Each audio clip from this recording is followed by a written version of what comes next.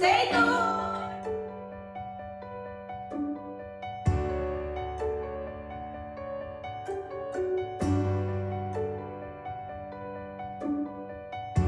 Halo semuanya, perkenalkan nama aku Zafira. Jadi di sini aku akan menjelaskan tentang riset pasar dari produk episode. Sebelumnya aku mau jelasin dulu nih apa itu riset pasar. Jadi riset pasar merupakan gambaran tentang kondisi pasar terkait dengan barang ataupun jasa yang nantinya akan kita jual. Dengan melakukan riset pasar ini, maka nantinya perusahaan akan mengetahui apakah produk ataupun jasa nanti itu telah memenuhi harapan dan juga kebutuhan dari konsumen atau belum.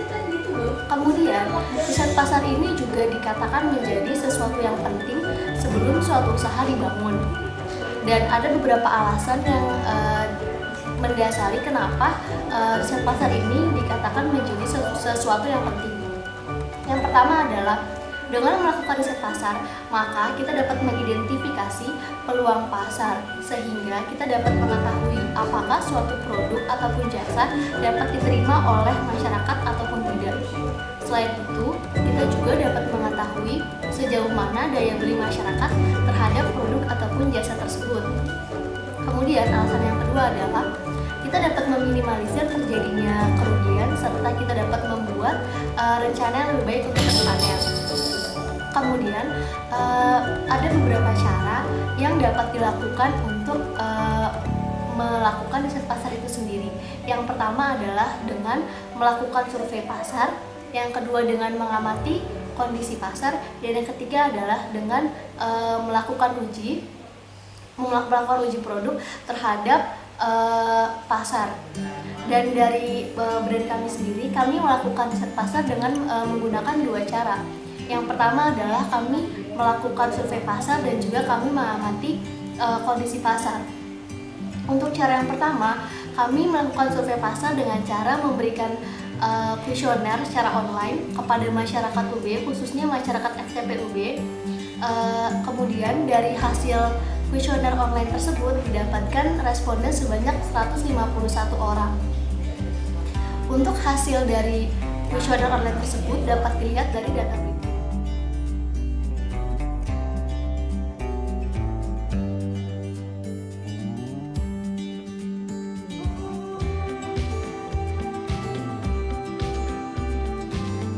Kemudian cara yang kedua adalah dengan mengamati kondisi pasar. Cara ini dilakukan untuk mengetahui tren apa saja yang sedang berkembang di masyarakat sembari mencari produk yang sudah ada untuk nantinya digunakan sebagai perbandingan.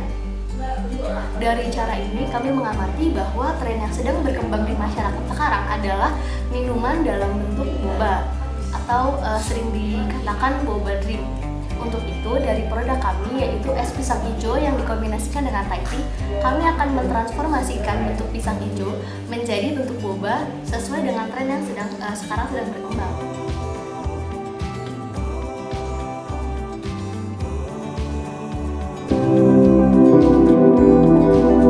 Perkenalkan, nama aku Farah. Di sini aku akan menjelaskan tentang filosofi es pisang hijau. Nah, teman-teman, es pisang hijau itu sendiri adalah makanan yang berasal dari Makassar, Sulawesi Selatan, di mana es pisang hijau terdiri dari pisang yang telah masak. Pisang yang telah masak akan dibungkus dengan kulit yang terbuat dari tepung, air, dan bahan campuran lainnya seperti pewarna yang berwarna hijau untuk memberikan warna hijau yang mencolok pada kulit tersebut. Kulit tersebut akan dibalutkan kepada pisang dan dikukus hingga matang. Untuk komponen lainnya yaitu ada bubur sumsum dan juga sirup yang berwarna merah, sehingga paduan dari bahan-bahan tersebut akan menghasilkan es yang rasanya segar dan manis serta warna yang menarik. Nah, pada produk kita kali ini yaitu produk episode yang memadukan minuman tradisional yang berasal dari Makassar, yaitu es pisang hijau dengan kondimen berupa Thai tea. Nah, Thai tea sendiri berasal dari Thailand, di mana pada mulanya pedagang dari Cina pada tahun 1980 ia membawa bahan-bahan teh, yaitu Cayenne tea atau teh hitam. Nah, teh hitam ini sendiri merupakan bahan baku utama dari Thai tea. Nah, perpaduan antara teh hitam, asam jawa yang dipemarkan, air distilasi dari bunga jeruk, dan rempah-rempah lainnya akan menghasilkan warna khas, yaitu warna orange yang apabila dicampurkan dengan susu akan menjadi warna orange yang lebih terang. Nah, warna khas dari Thai tea tersebut menjadikan Thai tea suatu minuman yang berbeda bagi masyarakat. Oleh karena itu, masyarakat sekarang meminati Thai tea sebagai minuman yang menemani untuk makan ataupun jajanan sehari-hari. Thai tea juga banyak dijajakan di pinggir jalan maupun di restoran-restoran mewah yang tersebar di berbagai daerah di seluruh negara. Nah, pada produk kita kali ini yaitu produk episode yang memadukan minuman tradisional berasal dari Makassar, yaitu es pisang hijau dengan kondimen berupa Thai tea. Nah, Thai tea sendiri berasal dari Thailand, di mana pada mulanya pedagang dari Cina pada tahun 1980 dia membawa bahan-bahan teh, yaitu Chianti atau teh hitam. Nah, teh hitam ini sendiri merupakan bahan baku utama dari Thai tea. Nah, perpaduan antara teh hitam, asam jawa yang dimemarkan, air distilasi dari bunga jeruk, dan rempah-rempah lainnya akan menghasilkan warna khas, yaitu warna orange, yang apabila dicampurkan dengan susu akan menjadi warna orange yang lebih terang. Nah, warna khas dari Thai tea tersebut menjadikan Thai tea suatu minuman yang berbeda bagi masyarakat. Oleh karena itu, masyarakat sekarang meminati Thai tea sebagai minuman yang menemani untuk makan ataupun jajanan sehari-hari. Thai tea juga banyak dijajakan di pinggir jalan maupun di restoran-restoran mewah yang tersebar di berbagai daerah.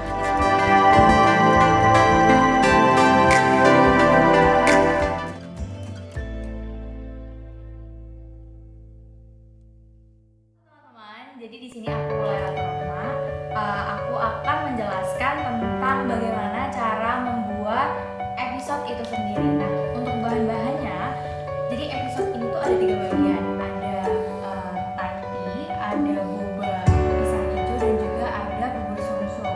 Nah, untuk boba pisang hijaunya sendiri itu bahan-bahannya ada pisang, kemudian ada tepung tapioka, lalu ada gula dan air. Nah, sedangkan untuk bubur sumsumnya sendiri ada air, ada tepung beras, ada daun pandan, dan juga ada garam. Nah, sedangkan untuk teh-nya sendiri ada di sini daun padi, dan juga ada creamer kental manis di sini.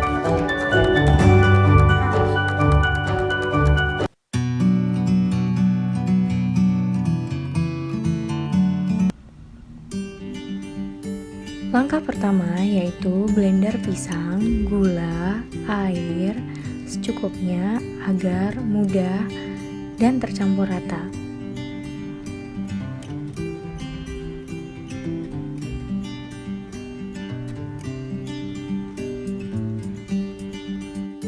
Kemudian masukkan pada wajan dan beri pewarna hijau seperti pisang hijau, lalu dimasak sampai mendidih sambil diaduk-aduk hingga merata.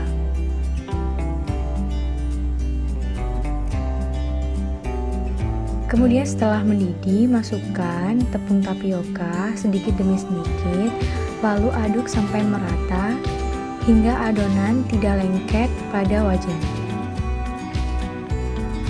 Kemudian tunggu hingga dingin dan uleni adonan sampai menjadi kalis. Kemudian potong kecil-kecil dan bentuk bulat seperti boba.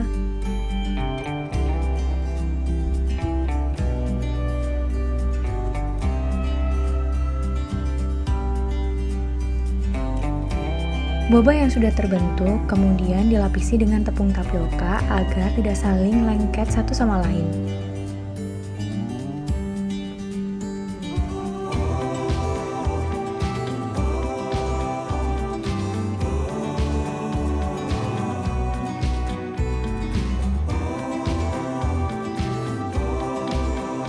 Kemudian, masak boba pada air yang sudah mendidih.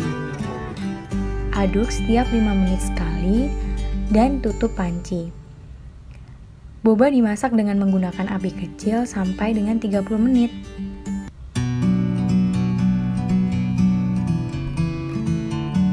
Untuk bubur sumsum, langkah pertama yaitu campur tepung beras santan, air, garam, dan aduk hingga merata.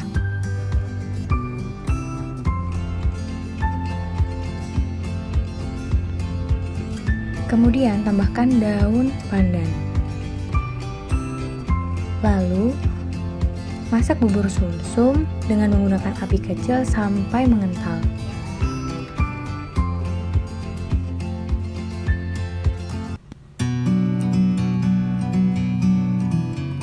Untuk Thai tea, rebus daun Thai tea dengan menggunakan air sampai dengan mendidih. Kemudian saring dan tambahkan air dan juga creamer.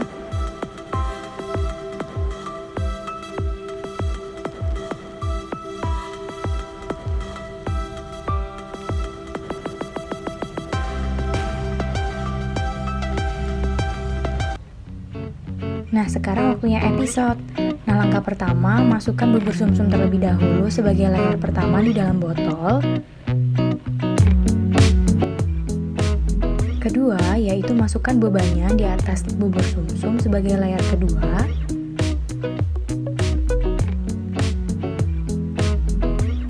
Dan yang terakhir, tambahkan Thai tea sampai memenuhi botol. Kemudian tutup, dan Thai tea sudah siap disajikan.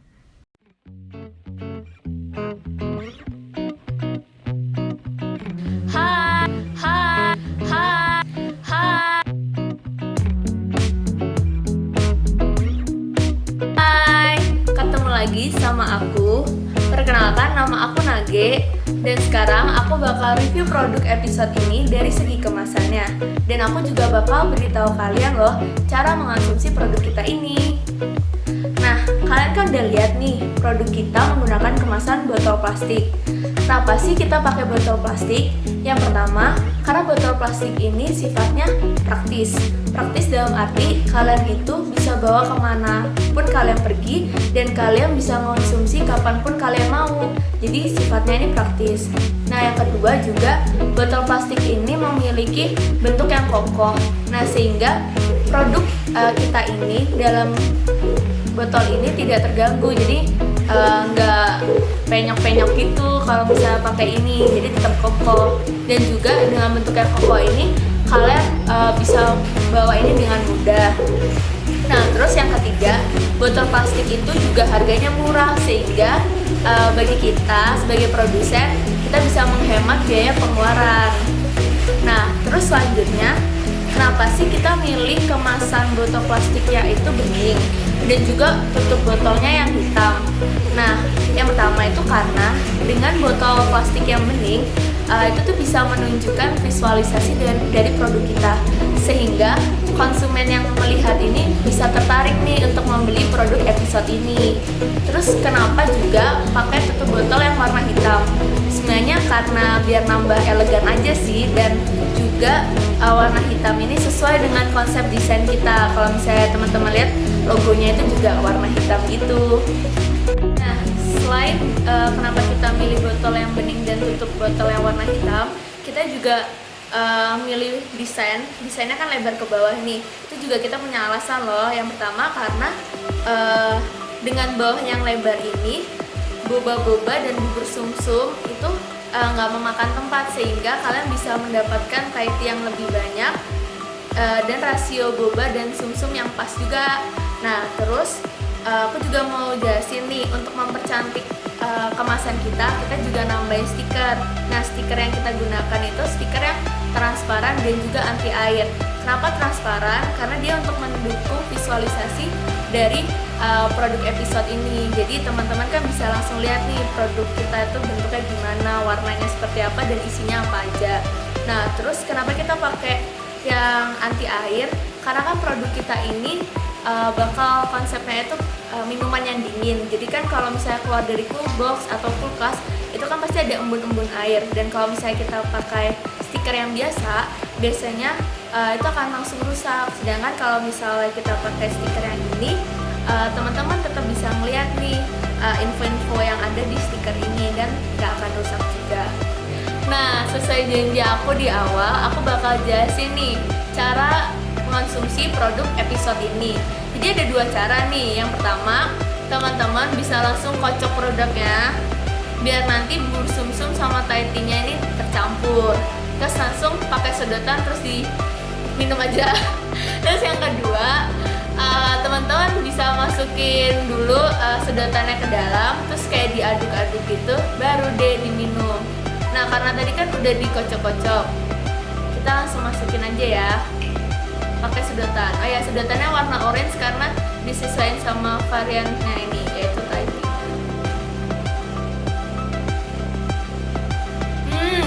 Penasaran kan rasanya? Lihat video berikut ini ya.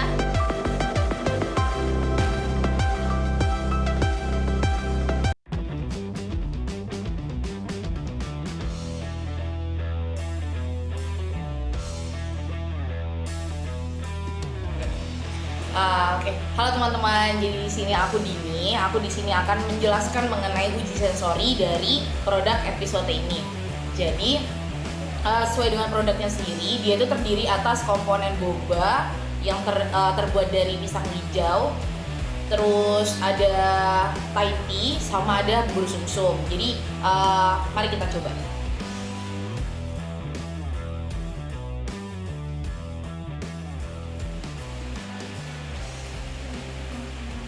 Dari aromanya sendiri itu dia perpaduan antara aroma bubur sumsum dan Thai tea.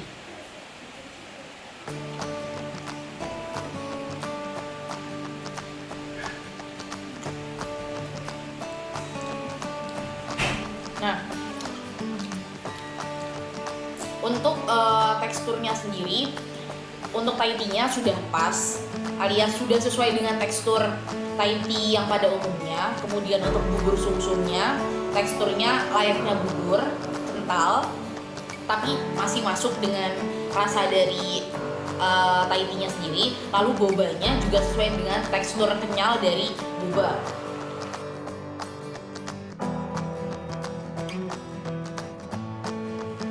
Jadi kalau bisa aku simpulkan, kesatuan dari sensoris ini itu sudah masuk, cuman untuk aroma dari pisang hijaunya sendiri mungkin masih kurang, masih tertutupi akan Thai tea sama bubur sumsumnya.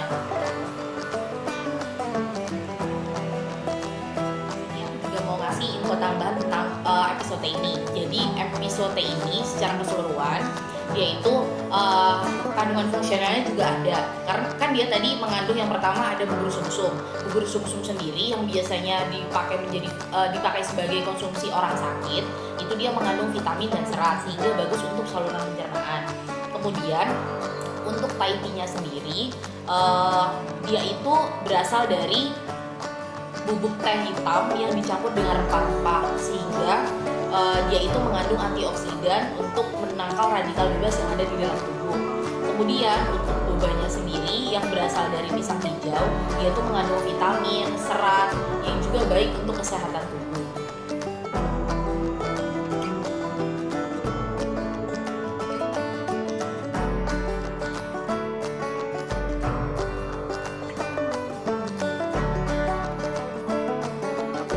Ketemu lagi sama aku, Okta. Di sini aku akan jelasin tentang perbandingan antara episode dan es pisang hijau yang asli dari Makassar. Nah, di sini aku akan cobain yang es pisang hijau asli Makassar.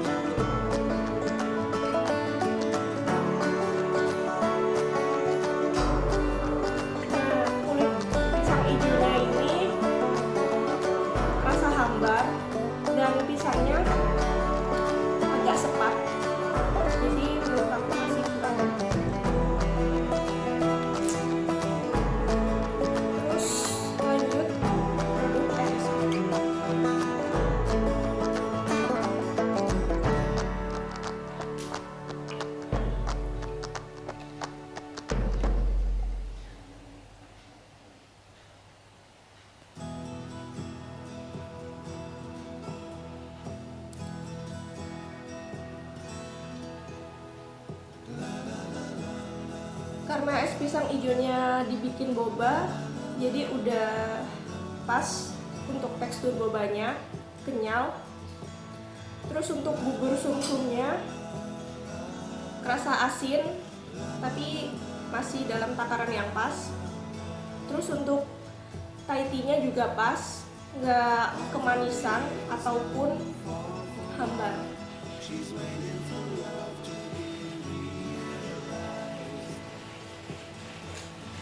Jadi itu untuk keseluruhan ini udah enak. Dan untuk es pisang hijau yang asli Makassar juga udah enak sebenarnya. Tapi mungkin di es pisang hijaunya masih ada kerasa hambar dan pisangnya agak sepat. Gitu teman-teman. Yang es pisang hijau asli Makassar ini harganya 8.000 dan untuk episode sendiri harganya 10.000. Tapi untuk harganya masih worth it kok buat dibeli.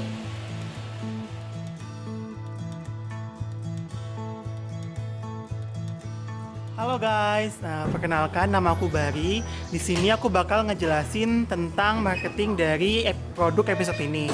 Nah, sebelum itu kita tanya-tanya dulu dong ke teman-teman yang lainnya tentang media sosial apa sih yang mereka pakai. Yuk. IG, Twitter, apa lagi? Facebook, WA, Instagram, sama Twitter. Instagram, WhatsApp, sama Twitter. Instagram, Line, Twitter, WA, TikTok. Wes. Instagram, YouTube, WA. Instagram, Line, sama YouTube. Twitter, Instagram, WA. Instagram, Line, WA. Instagram, Line, sama YouTube. Instagram, Line, WhatsApp. Thank you. Oke teman-teman, jadi itu wawancara yang sudah aku lakuin. Dan kenapa sih aku melakukan wawancara tentang media sosial yang sering dipakai? Karena salah satu sarana promosi yang dilakukan oleh produk episode adalah menggunakan media sosial. Kenapa? Karena banyak sekali manfaat yang dapat kita peroleh dari menggunakan promosi melalui media sosial. Jadi yang pertama adalah membantu pencarian target konsumen dan juga memperluas pencarian target pasar. Jadi melalui media sosial kita dapat memperluas pencarian tentang konsumen-konsumen yang potensial tentang produk kita. Jadi bisa melalui aplikasi misalnya Instagram, kita dapat melihat konsumen-konsumen mana sih yang potensial menjadi konsumen kita melalui misalkan tempatnya yang berdekatan dengan tempat usaha kita. Kemudian yang kedua adalah membantu memberikan feedback secara langsung. Jadi melalui media sosial kita dapat mengetahui feedback positif maupun feedback negatif dari konsumen. Oleh karena itu kita dapat memanfaatkan feedback itu secara langsung yang merupakan sebuah informasi penting dari sudut pandang konsumen. Yang ketiga adalah membagikan informasi seputar episode secara lebih cepat. Kemudian yang keempat adalah membantu konsumen untuk menjangkau kita di era yang sudah digital seperti ini. Kemudian yang terakhir adalah membantu branding atau meningkatkan branding dengan biaya yang minim. Jadi promosi menggunakan media sosial ini dapat membantu branding dan juga promosi produk episode ini dengan biaya yang dapat dibilang hampir tidak ada. Namun yang diperlukan hanyalah ketekunan dan juga waktu yang lebih. Nah, dilihat dari manfaat-manfaat yang bisa kita dapatkan melalui promosi media sosial dan juga dari hasil wawancara yang sudah kita lakukan, dengan ini episode akan menggunakan promosi online berbasis media sosial yaitu Instagram dan juga Line. Nah, kenapa Instagram? Karena yang pertama, Instagram merupakan salah satu media sosial utama yang digunakan oleh masyarakat zaman kini di kehidupan sehari-hari. Jadi dengan menggunakan Instagram kita dapat menjangkau konsumen yang lebih luas, tidak hanya mahasiswa, bisa juga anak-anak, kemudian orang dewasa. Kemudian yang kedua, kenapa kita menggunakan official akun di Line? Karena salah satu media komunikasi utama yang digunakan atau khususnya di FTPUB ini adalah Line. Jadi dengan menggunakan Line ini atau Line Ad di aplikasi Line, kita dapat menjangkau konsumen-konsumen yang mungkin tidak aktif di Instagram. Jadi kita dapat langsung memberikan informasi-informasi atau promosi-promosi tentang produk episode ini melalui official akun Line. Jadi teman-teman jangan lupa untuk follow kita di Instagram dengan akun episode_official, kemudian di Line dengan kode @742VYNWF. Ditunggu ya.